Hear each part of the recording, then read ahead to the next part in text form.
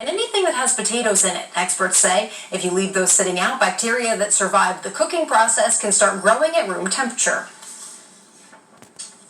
And Chief Meteorologist McCall Vrydaghs joins us now. I can see right behind you, live Doppler 7 radar. Folks in the northern part of our viewing area seeing some rain at this point.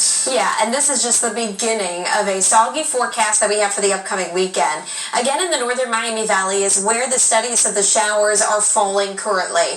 I'll take you to Logan County. Notice in the central part of the county near Bell Fountain, we do have a little bit of some rain that is moderate to even heavy at this point in time.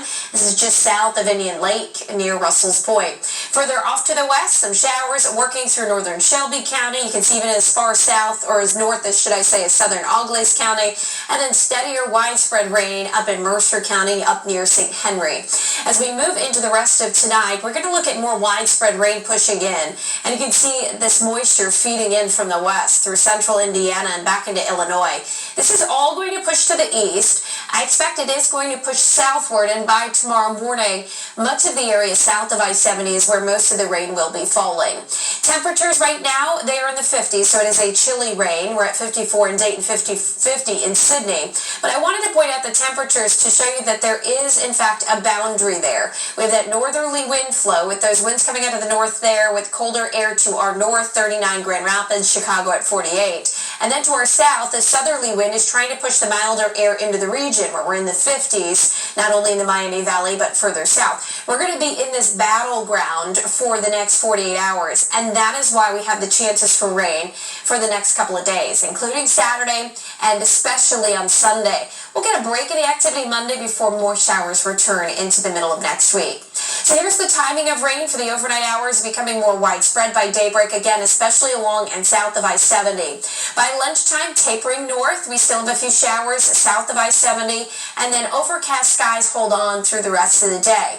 But around dinner time tomorrow, we should be dry at that point in time. It is a brief break in the activity because by midnight tomorrow night, rain starts to push back in, and then look what happens by Sunday morning. Even heavier rain moves in, will be with us through most of your Sunday. By around mid to late morning, cold air across the north may even create a few snowflakes trying to mix into the northern Miami Valley, and then all of this will shut down. That boundary will finally push to the east, and drier conditions will prevail. But we are also going to be looking at some chillier air that wraps in behind this system as well. Rain totals through the weekend, about a half an inch to an inch, maybe an inch and a half as you get further south, because you'll see that rain a little bit longer and perhaps some of the heavier rain as well.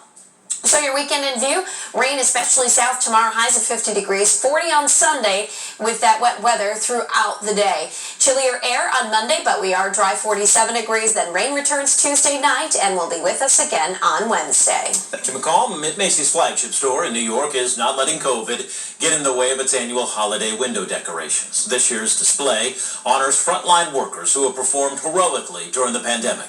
The theme is Give, Love, and Believe. To protect holiday window shoppers from COVID, the interactive display features touchless motion sensors. Macy's also has social distancing markers at each window. And this one might be my favorite story from this week. Take a look at this little bitty owl that crews found while they were setting up the Rockefeller Center Christmas tree. Rescuers believe he was trapped inside that iconic tree for at least 3 days before anyone noticed him. That's because they had to bring the tree all the way down from upstate New York, where near McCall went to college, down to New York City. The owl, which rescuers named Rockefeller, is now recovering at a wildlife center and will go back into the wild once that cute little face has recovered. I could hear your affection for that owl. You're a big eagle fan, so I'll you deviate. I do like all of those cute little bird stories. It's a cutie. One of our high school teams made it to the state championship for the first time and took home the title. Plus, big changes from two of our college basketball teams just weeks before the season starts.